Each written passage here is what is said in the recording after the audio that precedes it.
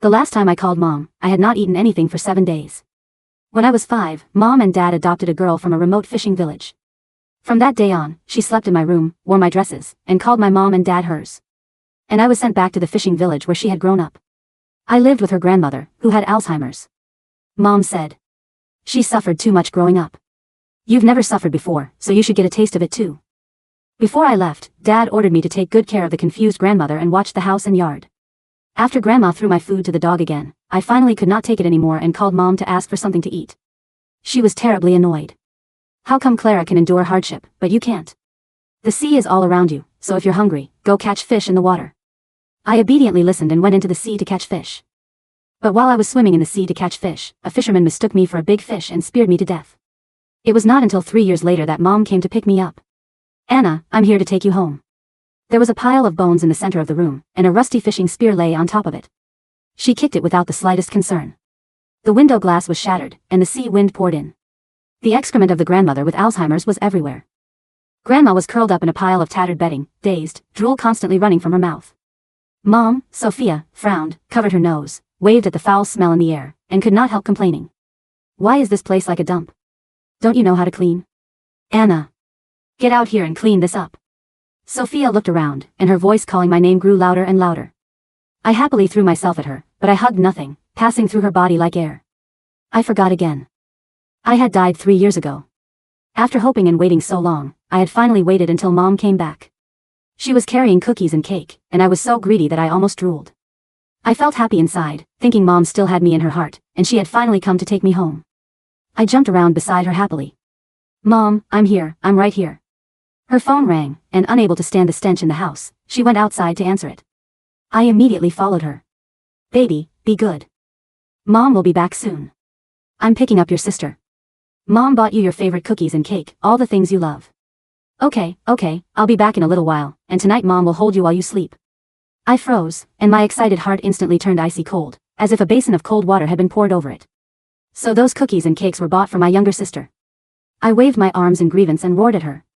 I'm your biological daughter, so why don't you love me? I was clearly more obedient than my adopted sister, so if you didn't like me, why did you give birth to me? She could not hear anything and turned back into the house with a disgusted look on her face. Mom. Where is Anna? What's going on? I've been calling for so long, and there's no response. Her tone began to grow impatient, and she raised her hand to check the expensive watch on her wrist, clearly anxious to hurry back. I squatted on the ground, like the year I had almost starved to death, too powerless to hate. For someone who does not love you, even overwhelming love is like punching cotton. So my adopted sister was already this old, and Mom would still hold her while she slept. But when I was 5, after they adopted my sister and brought her home, I was sent to the fishing village and made to sleep with the grandmother who had Alzheimer's. When Grandma's illness acted up, she was like a violent thug and would beat me until I was covered in bruises. I cried so hard that snot bubbled from my nose as I clung to Sophia's leg and begged bitterly. Mom, please, take me home. I don't want to stay here. She frowned, her whole face saying I was being spoiled. You're the older sister, so you need to be sensible. Your sister just came to our home, and everything is unfamiliar to her, so she needs more care. Don't be naughty and provoke Grandma, and she won't hit you. Clara's grandmother is sick, and Clara endured it all, so you can too. She always said I could do it too, so I had to shoulder so many things that a child my age should never have had to bear. From then on, I never knew again what Mom's bed or Mom's embrace smelled like. Anna catching bugs, a whole bunch, dead child. Grandma was not clear-headed, and she could not recognize my mom as she slowly muttered to herself. My mom stopped looking for me and stared at the ruined house in disgust, nagging. She's still as naughty as she was when she was little. Not quiet and graceful like Clara at all. What kind of girl catches bugs? She made the room dirtier than a doghouse. She's such a big girl now, but she has no sense of hygiene at all. And she's always trying to come home with me. With how sloppy she is, she really has been spoiled rotten by me. She let out a heavy sigh. It was full of disappointment in me. My heart felt as if a hole had been torn through it, and the pain made even my soul tremble. But Mom, I caught bugs because there was nothing to eat at home. Grandma and I were so hungry that we were weak, and we really could not get any thinner, so I caught bugs. I was so scared that I wailed, but I still did not dare let go. To fight birds for bugs, I climbed very high up trees and often fell down. Even if I managed to catch a bug and roast it, I could not bear to eat it myself. Instead, I saved it for Grandma, and only after Grandma was full could I eat. But Grandma was never full, and she even got so hungry that she bit a chunk of flesh from my leg. Even after becoming a ghost, the spot where that piece of flesh was bitten away from my leg was still hollow. Many families in the fishing village had moved away, and now only Grandma remained in this broken-down house. After I went into the sea to catch fish and was speared to death by a fisherman, the former village chief thought my parents had picked me up. Seeing how pitiful Grandma was, he would deliver food every week, and sometimes once every 2 weeks. That was how Grandma survived. Sophia could not bear the foul smell and retched in nausea for a while. She really could not stay any longer, so she hurriedly opened her exquisite Louis Vuitton bag, took out $500, and placed it on the trash-covered table. There was a plate of fat dead bugs on the table, already covered in mold and giving off waves of stench. Sophia ran outside in disgust and threw up for a long time. Anna, dead child, give me bugs, big fat bugs. Grandma chased after her, barefoot, hunched over, dirty and disheveled, like a madwoman. Before she even got close, that thick stench filled the air. My mom reached out to stop her. Don't come over here. You stink. I put $500 in living expenses on the table for you and Anna, so tell her to spend it carefully. I'll come see her again next time. My soul followed them outside too, numb as I watched her disgusted expression. Just as she was about to hurry away, a video call came to her phone, and the contact name was husband. I didn't see Anna. She seems to have gone out to catch bugs. She's so old, yet still so naughty. Sophia's tone was full of disgust as she summarized what she had seen in a few words. I leaned closer and saw Dad in the video. His hair was slicked back and shiny, he wore an expensive suit, and his skin looked good. His whole body gave off the rich air of someone raised by money. The house behind him was bright and exquisitely decorated. My heart felt sour, because this good life had once belonged to me. It was just that after they adopted my sister, Mom and Dad felt that ordinary me was too spoiled, so they sent me here to receive hardship education. I did not dare call them often, afraid they would think I was delicate, and the only time I called was 7 days before I starved to death. Maybe after suffering too much pain, nothing could stir up much emotion anymore. I just stood numbly beside Sophia. Honey, I thought about it, and shouldn't we bring Anna to the city now? Anna is 8, and it's inconvenient for her to go to school there. My shattered heart was instantly stitched together a little, and tears of surprise filled my eyes. Mom did not love me, but Dad still cared about me. I stared at Dad and smiled. Even though he could not see me. Sophia let out a deep sigh, and her tone was disappointed, disgusted, and hopeless. She covered her nose and walked into the house, aiming the camera inside. Look, Anna made the house look like a dump. I want to take her back too, but look at how filthy she is. How can we take her? I felt extremely wronged and said dully. I'm not filthy. What could a 5-year-old child do? I had been dead for 3 years, and you still did not know. Let me see my sister's house, let me see. A lively and cheerful voice came through, and a 7-year-old girl with 2 pretty braids appeared in the video. She was my adopted sister, Clara. She had been raised very well, wearing a beautiful princess dress, her skin tender like a peeled egg. She was confident and lively, like a little princess from a wealthy family. Her smile disappeared when she saw the ruined house in the video, and her disgusted expression was exactly like Sophia's. It's so dirty. Even a dump isn't this dirty. I won't let her come to our house. Someone this unhygienic will definitely bring lots of germs. But the fishing village I was in had clearly been her former home. Ethan quickly pulled Clara into his arms and coaxed her. Okay, we'll listen to our little princess and not bring your sister here yet. We'll have your sister fix all her hygiene habits, and after she becomes a clean little kid, we'll bring her here, okay? Clara pouted proudly and pulled Ethan's hand to the side. Let her see my room. When she makes her room as pretty and clean as mine, then you can bring her here. With a great sense of superiority, Clara showed every corner of her room to the camera.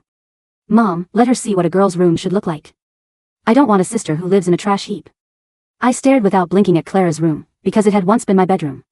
The room was decorated cutely and brightly, and a cabinet of toys and figurines was arranged neatly inside. Her room was very big, connected to a transparent walk-in closet. All kinds of dazzling clothes hung inside. Even the carpet in the room was snowy white and fluffy, like walking on clouds. I just watched, my mind completely blank. My heart, riddled with wounds, could not muster even the slightest strength to hate or resent. Your sister is only like this because she's in the fishing village. Once she comes to the city, she won't be like this anymore. When your sister comes, there'll be one more person to play with you and one more person to take care of you. Wouldn't that be great? Ethan's words coaxing Clara stabbed into my heart like knives. I hated that sentence with everything I had. You're the older sister, and you enjoyed good days for many years, so you should give way to your adopted sister and let your adopted sister live a good life. After the video call ended, my mom took a pen and paper from her bag. She wrote a few lines on it. Anna, Mom will go back for now this time. You made the house far too dirty and messy, so Mom will give you 1 month to clean both the house and yourself. 1 month later, Mom will come to inspect it, and if the hygiene is up to standard, Mom will take you home. If it isn't up to standard, you'll stay here and continue reforming yourself. After writing it, she looked at the house not far away and hesitated, then stuffed the note into Grandma's drafty pocket. This note is for Anna, so you must make sure she sees it. I'll go back for now this time, and tell Anna I'll come again in 1 month. After saying that, she hurried away without looking back. I watched her back, smiling until I started crying. Grandma stared dazedly at her back for a long time. Grandma, go back inside. Don't stay out here in the sun. The scorching sun made sweat pour from her head, but she stared blankly and did not know to wipe it away. Maybe she was also just lucky, because after getting heatstroke several times, she had managed to survive. Anna, catching bugs, playing, dead child, sea, fish. She began talking nonsense again. I watched helplessly as she was left to fend for herself, just like I had once been. Even though she was not my biological grandmother, I still did not want to watch her fend for herself the way I once had. But I was powerless. I ran into the house and anxiously reached out to clean the room. But my hands could not pick up anything, and I stomped my feet and cried in panic. I can't help you anymore. What do I do? What do I do? But she cheerfully picked up the maggot-infested food from the table and began eating. I cried even louder at the top of my lungs, trying to make her hear my voice. But everything was in vain. 1 month later, Sophia and Ethan came back together. This time, their hands were empty. I pouted and complained, "What are you coming back for? Only Clara is your precious baby, so don't come back here and disgust me." They could not hear anything, but I heard plenty of them complaining that I was sloppy and disobedient. It just so happened that the village chief came to deliver food to Grandma. He knew Grandma could not cook, so he only brought food enough for 1 day, with meat and vegetables, and the meat was stewed very soft so Grandma could chew it. The rest was water, bread, and other instant food. When the village chief saw my dad, he asked curiously, "Is the Clara you adopted never coming back? Then are you responsible for taking care of her grandmother?" My mom said, "Anna is still here, so we sent her here to train herself a little." The confusion on the village chief's face grew deeper. Sophia looked at the room that had not been cleaned at all, covered her nose, and said in disgust again, "Why does this child Anna never change no matter how many times she's taught? I told her to clean the place up, and then I'd come get her. She actually didn't clean up at all. This child really can make a person furious." Ethan could not help feeling nauseated either, but in front of others, he held it back. The village chief looked suspicious. "Wasn't Anna taken to the city by you a few years ago?" The village chief, a man whose face was mapped with deep, sun-baked wrinkles, froze. He looked from Sophia's disgusted, turned away face to Ethan, who was carefully wiping his leather shoes with a wet tissue, trying to remove the invisible grime of the threshold. "What did you say?" the village chief asked, his voice dropping into a low, gravelly register. He set the plastic container of soft stewed pork and rice down on the rusted metal drum outside the door. "Anna is still here?" "Of course she is," Sophia sighed, her fingers still pinching her nose. Her voice was nasal, muffled, and dripping with irritation. "Where else would she be? She's probably hiding in the back hills or down by the shore again. Just to spite us. We left her a note a month ago, telling her exactly what she needed to do to come home. And look at this. Not a single thing has been touched. She's 8 years old, but she has the stubborn, filthy habits of a wild animal." Ethan threw the soiled tissue onto the dirt road. "We wanted to give her a chance, Chief. We really did. But hardship education only works if the child has the sense to reflect. Anna has none of Clara's grace. Clara was younger when we took her in, yet she adapted instantly. Anna? She's been here 3 years, and she's only grown more feral." The village chief stared at them. The confusion on his face slowly drained away, replaced by an expression so pale, so utterly hollow, that even Ethan noticed, and stopped adjusting his cuffs. 3 years. The village chief whispered. His eyes drifted past them, into the dark, stench-ridden interior of the shack. His gaze locked onto the center of the room. There, bathed in a shaft of gray light cutting through the shattered window, lay the pile of dry, small bones. Beside them, the rusted head of a 3-pronged fishing spear rested like a grave marker. "You." The chief's voice began to tremble. He raised a shaking, calloused hand, pointing a finger not at the couple, but at the floor. "You didn't take her back? 3 years ago, you didn't take her back? Take her back?" Sophia laughed, a sharp, bitter sound. "We told you, we left her here to learn some humility. We haven't seen her since we dropped her off. Today was supposed to be her evaluation, but clearly, she failed." "You monstrous fools," the chief gasped. The air seemed to leave his lungs all at once. He took 2 steps back, his knees buckling slightly until he caught himself against the wooden post of the porch. "You never answered the phone. We called. The fisherman called. I called you 20 times. Ethan frowned, his professional, upper-class composure slipping into defensive anger. "What are you talking about? We changed our numbers 3 years ago. Because of some scam callers from this region. And besides, we told Anna she wasn't allowed to call us unless it was an absolute emergency. She only called once, complaining about being hungry.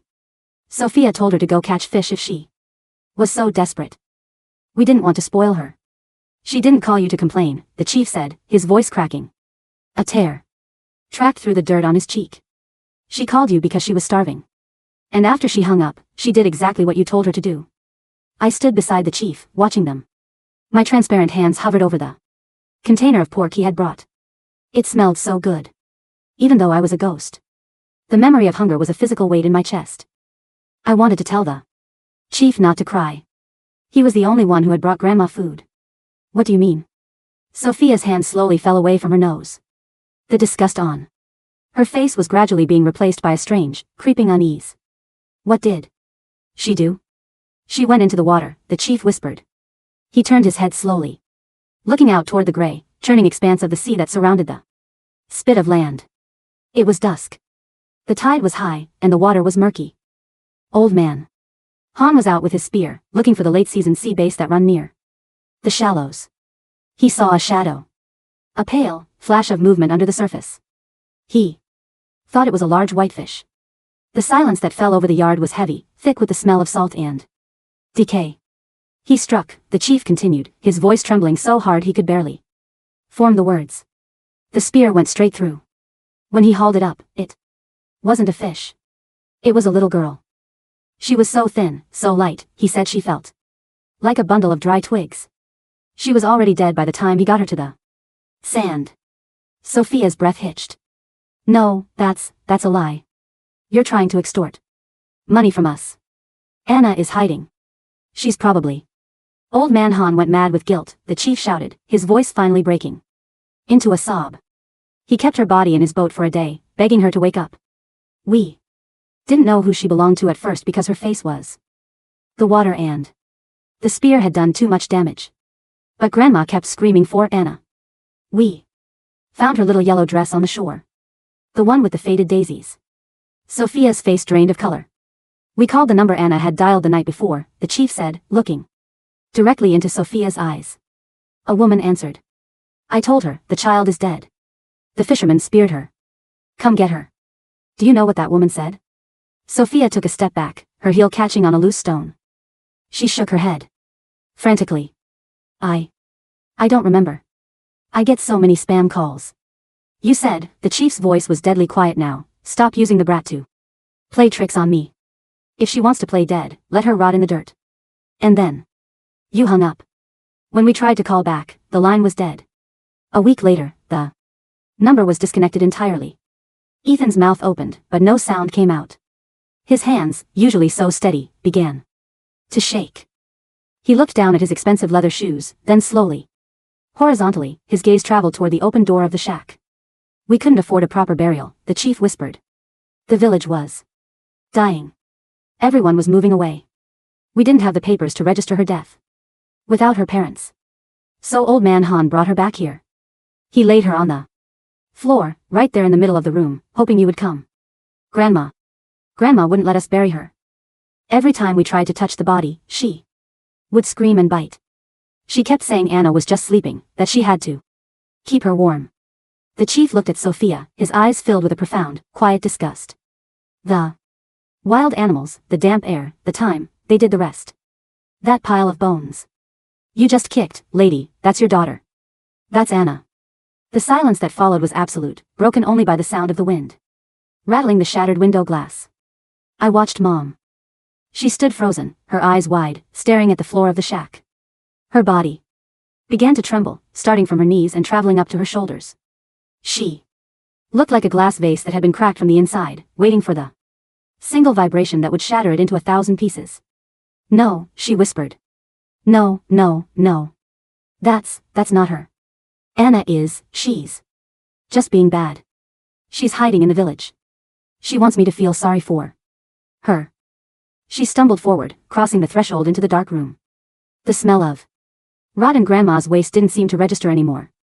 She fell to her knees. In the middle of the dirt floor, right in front of the pile of small, gray-white bones. Anna? Sophia called out. Her voice was high, thin, like a child's. Anna, stop. This isn't funny. Mom is here. I brought. She reached into her designer bag, her hands frantically tearing through the contents until she pulled out the bag of cookies and the small, squished box of cake she had brought for Clara. She set them on the dirt, right next to the ribcage. Look, I brought your favorite. You always wanted these, didn't you? Come out. And eat. If you eat, I won't be mad about the mess. I promise. I'll take you home. We'll go to the toy store. We'll buy you a dress just like Clara's. She reached out, her fingers hovering over the skull. Beside it lay a tiny, rusted metal band. It was a cheap, toy ring with a plastic red gem that had lost its shine. Ethan had bought it for her at a carnival when she was 4, back when they still looked at her with soft eyes. Sophia's hand shook so violently she couldn't pick it up. When she finally managed to touch the small ring, it slipped from her fingers and clinked against the hollow leg bone. The leg bone. I looked down at my own ghostly form. The left leg of my spirit was hollowed out, a chunk of the light missing where Grandma had bitten me in her hunger madness. Sophia's eyes fell on the same spot on the physical skeleton. The left shin bone was deeply scarred, with clear, ancient teeth marks etched into the calcified surface. It was a wound that had healed poorly in life, leaving a permanent, misshapen groove. Ethan. Sophia's voice was barely a breath. Ethan, look at the leg. Ethan walked into the room as if he were stepping onto hot coals. His face was gray. He knelt beside his wife, his hands shaking as he touched the scarred bone. She really. Ethan's voice cracked. He looked at the rusted spear lying across the ribcage. He recognized it. It was the same kind of spear the local fishermen used to catch large fish in the shallows. The 3 prongs were blunt and dark with dried, ancient rust. We left her, Ethan whispered. He looked around the ruined room, at the shattered glass, at the dirt, at the plate of dried, molded bugs on the table. We left her here, and she died. She was 8, the chief said from the doorway. He didn't come in. He couldn't bear the sight. But when she died, she had the weight of a 5-year-old. The coroner, well, we didn't have an official one, but the local doctor said there was nothing in her stomach but water and a few bits of raw grass. She had been dead for days before the spear even touched her, or she was so weak she couldn't even struggle when the current took her. Sophia let out a sound that didn't belong to a human. It was a ragged, guttural howl of pure, unadulterated agony. She threw herself over the pile of bones, her expensive silk blouse dragging through the dirt and the filth of the floor. Anna. My baby. Anna, she screamed, her fingernails clawing at the dirt as she tried to pull the small bones into her chest. I'm sorry. Please. Wake up. Mom is here. Mom is here to take you home. I watched her, my head tilted to the side. I didn't feel happy. I didn't feel sad either. I just felt empty.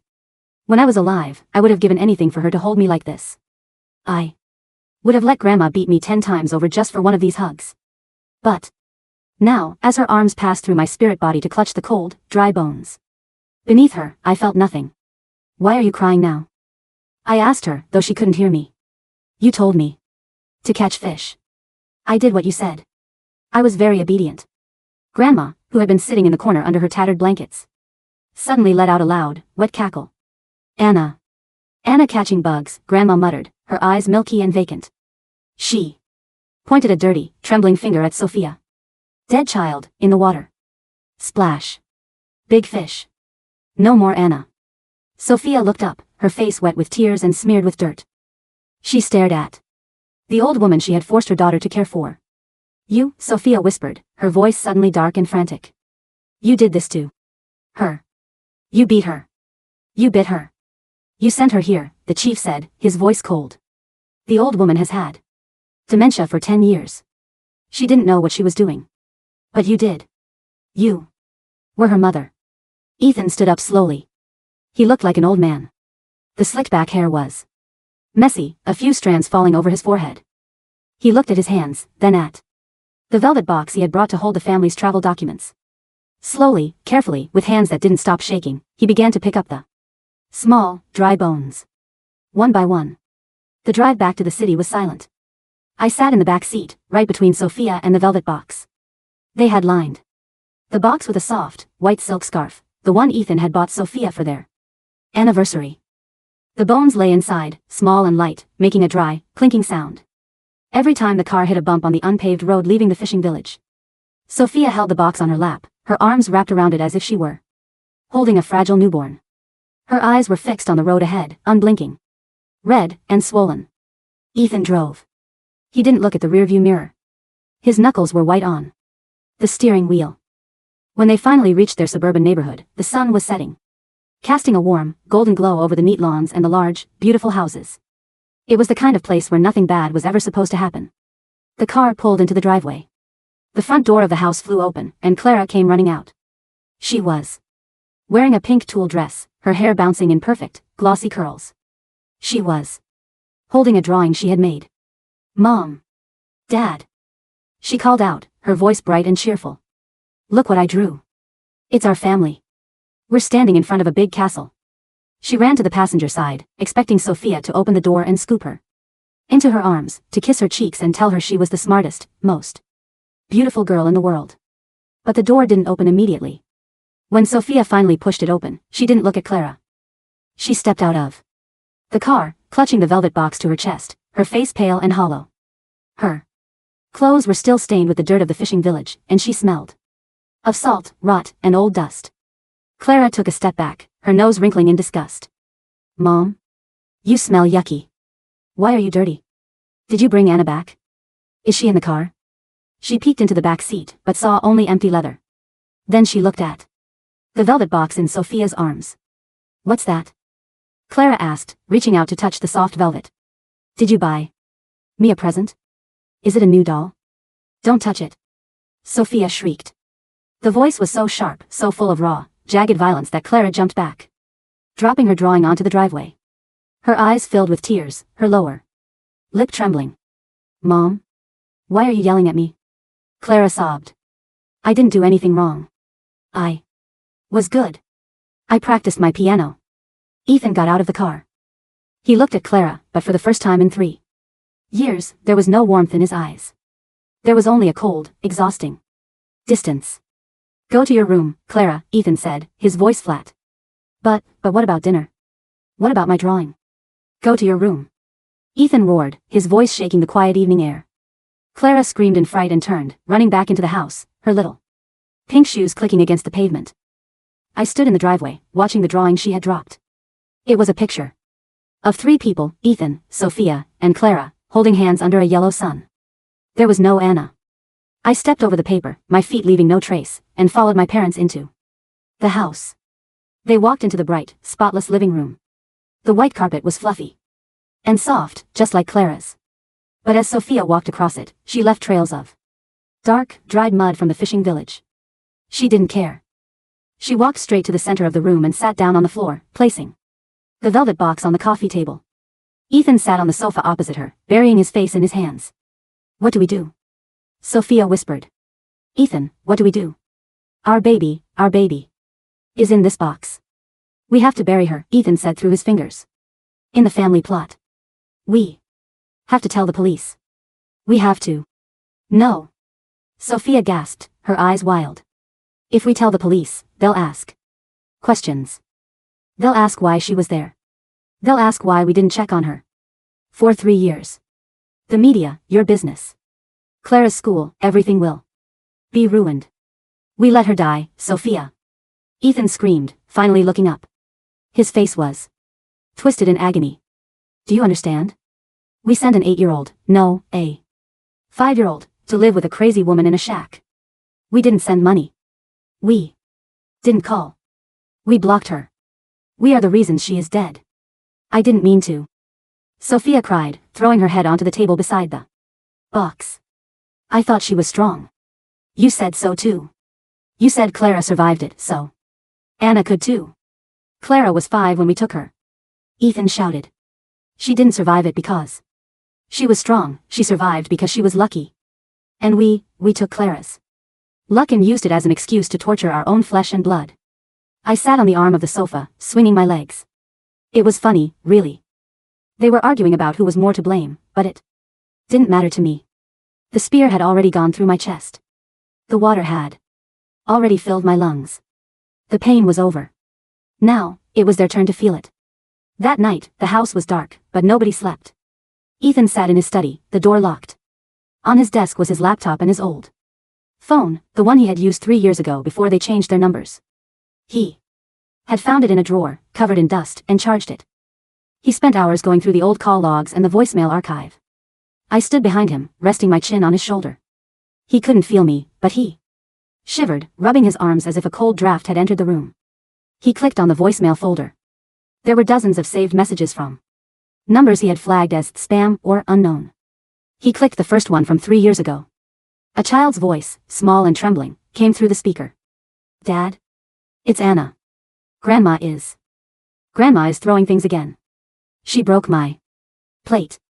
I'm scared. Can I come home? I'll be really good, I promise. I won't ask for any new toys. Ethan's breath hitched. He pressed his hand against his mouth. He clicked the next one. Mom? I'm hungry. There's no food left. The bread has green spots on it, but Grandma ate it and now her tummy hurts. I tried to make her feel better, but she bit me. It hurts, Mom. It's bleeding. Please come get me. A sob escaped Ethan's throat. He reached out to pause the message, but his hand hovered, trembling, unable to touch the mouse. The next message was from a man's voice, rough, panicked, speaking in a heavy local dialect. Hello? Is this Anna's parents? This is Han, the fisherman.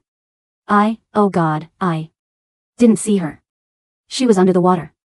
I thought she was a fish. She's not breathing. Come to the village. Please, come to the village. Then, the final message. It was from the village chief, his voice cracking with emotion.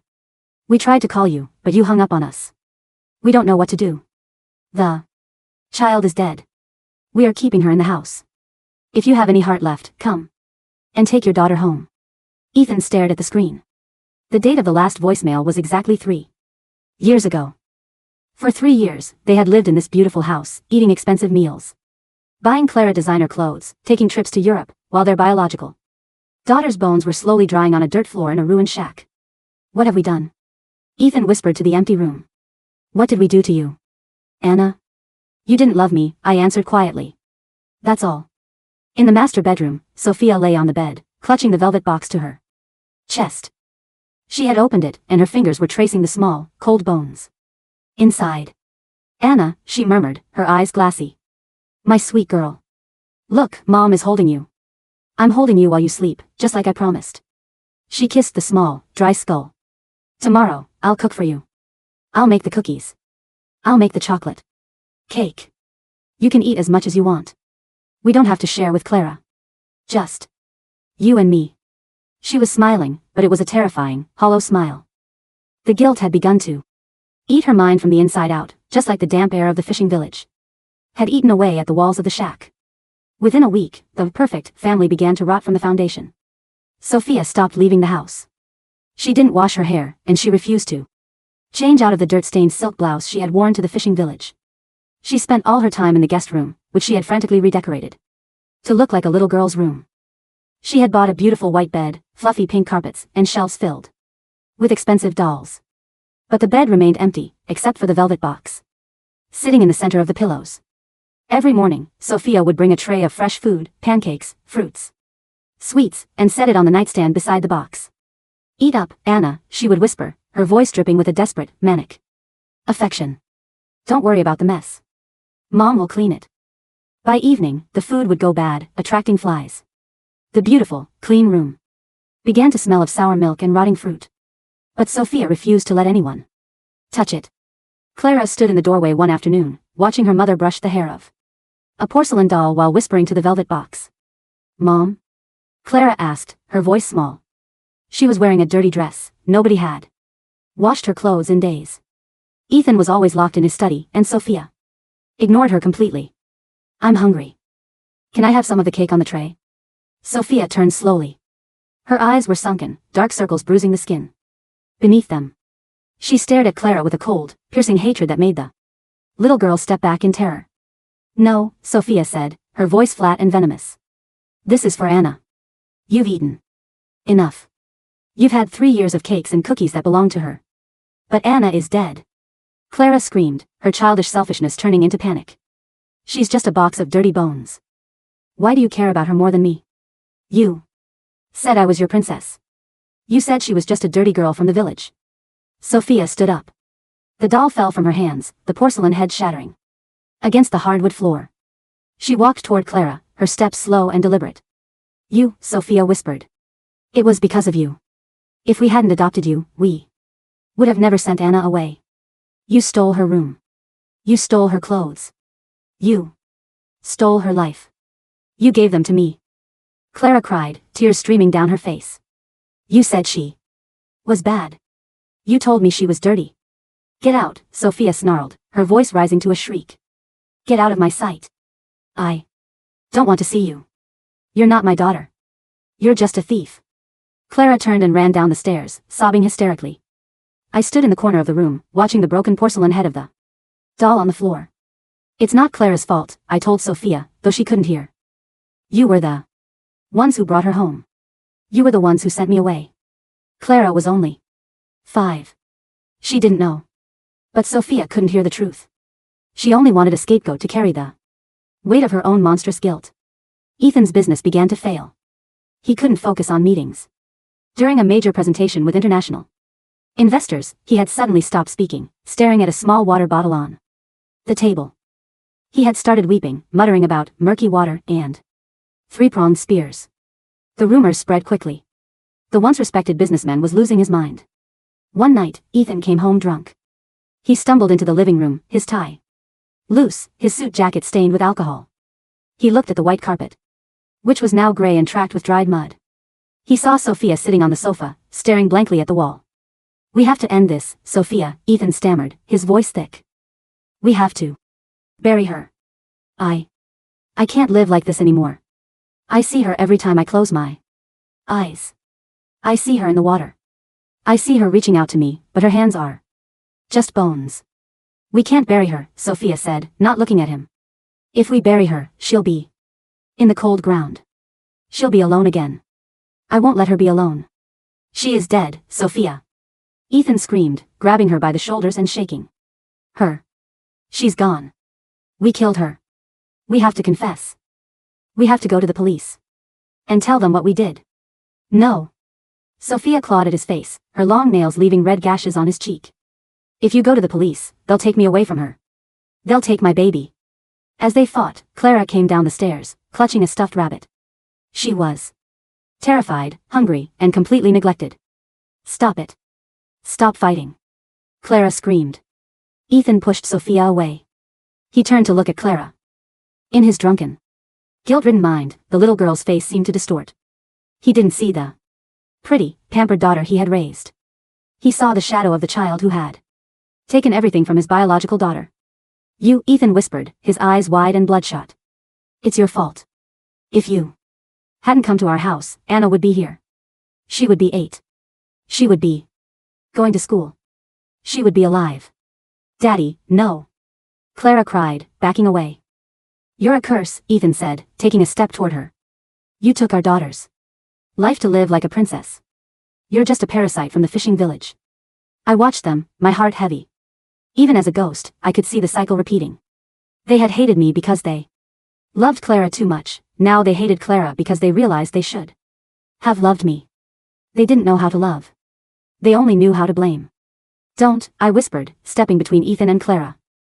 Of course, my ghostly form did nothing to stop him physically, but at that moment, the chandelier above them flickered. A cold, violent wind swept through the locked house, rattling the windows just like the sea wind in the fishing village shack. The temperature in the room dropped instantly, their breath turning to mist in the air. Ethan stopped. He looked around, shivering. In the large, gilded mirror on the living room wall, a reflection appeared. It wasn't Ethan or Sophia. It was a small girl, soaking wet, her long hair tangled with seaweed. Her skin was pale, and in the center of her chest was a dark, hollow wound. Her left leg was missing a chunk of flesh. She was staring at them with hollow, dark eyes. Sophia gasped, falling to her knees. Anna. Anna, you're here. You came back. To Mom. But the reflection in the mirror didn't smile. It slowly raised a hand, pointing a finger at Sophia, then at Ethan. Then, the reflection spoke. The voice didn't come from the mirror, but from the very air around them, a whisper that echoed in their skulls like the rushing of the tide. Why didn't you love me? Ethan fell to his knees, burying his face in the carpet, sobbing so hard he began to hyperventilate. I'm sorry. I'm sorry, Anna. I'm sorry. I caught the bugs. I fed Grandma. I did what you said. I went into the sea. The voice grew louder, filling the room, shaking the glass ornaments on the shelves. The water was so cold. The spear was so sharp. Why did you leave me there? Sophia reached out to the mirror, her fingers pressing against the cold glass. Take me with you. Anna, please, take me with you. I'll go into the water. I'll do anything. The reflection in the mirror slowly began to fade, the image of the wet, broken child dissolving into the silver backing. The final whisper lingered in the air, cold and absolute. You don't get to come with me. You have to stay here. A month later, the house in the suburbs was empty. The police had eventually been called by the neighbors, who reported a foul smell coming from the residence and the constant, disturbing sounds of screaming. When the authorities entered, they found a scene of utter ruin. Ethan was sitting in the corner of the living room, completely unresponsive, his eyes fixed on the empty air. He had starved himself for weeks, his body emaciated, his skin gray. He was taken to a psychiatric facility, where he spent his days rocking back and forth, whispering, the water is rising. The fish are coming. Sophia was found in the guest bedroom, lying on the bed, clutching the velvet box. She had taken a lethal dose of sleeping pills, wanting to find her daughter in the dark. But I wasn't there. I had left the house the night of the mirror. I didn't belong in their city, in their beautiful, rotten world. Clara was taken in by social services. Without the wealth and the pampering of the parents who had used her as a replacement, she was placed in a foster home. She was quiet now, her pride and her temper gone, replaced by a permanent, fearful silence. I returned to the fishing village. The shack was still there, the shattered windows letting in the salt air. The village was completely abandoned now, even the village chief had finally moved to the town nearby. Grandma was still there, sitting in her corner. She looked smaller, her skin like wrinkled parchment. She was too weak to move, her eyes closed, her breathing shallow. I sat down beside her, resting my head against her bony shoulder. Grandma, I whispered. I'm here. For the first time in 3 years, Grandma's eyes opened, and the milky film over them seemed to clear. She looked at me, and her face softened into a gentle, knowing smile. Anna, she murmured, her voice no longer raspy or mad. My good girl. You're not cold anymore? No, Grandma, I said, tears of light falling from my eyes. I'm not cold. Good, she whispered. She reached out her hand, and this time, her physical fingers didn't pass through me. She touched my cheek, her hand warm and soft. Let's go home, Anna, she said. The real home. Where there are no spears, and the water is always warm. Yes, Grandma. She closed her eyes, and her head fell gently to the side. Her breathing stopped. But from her body, a soft, bright light emerged. It was Grandma, but she was young again, her back straight, her hair black and beautiful. She held out her hand to me, and I took it. We walked out of the ruined shack, leaving the dust and the bones behind. We walked down to the shore. The sea was no longer gray and terrifying. The sun was rising, turning the water into a sheet of sparkling, brilliant gold. We stepped onto the water, our feet leaving ripples of light on the surface, and walked toward the horizon where the sky met the sea. I didn't look back.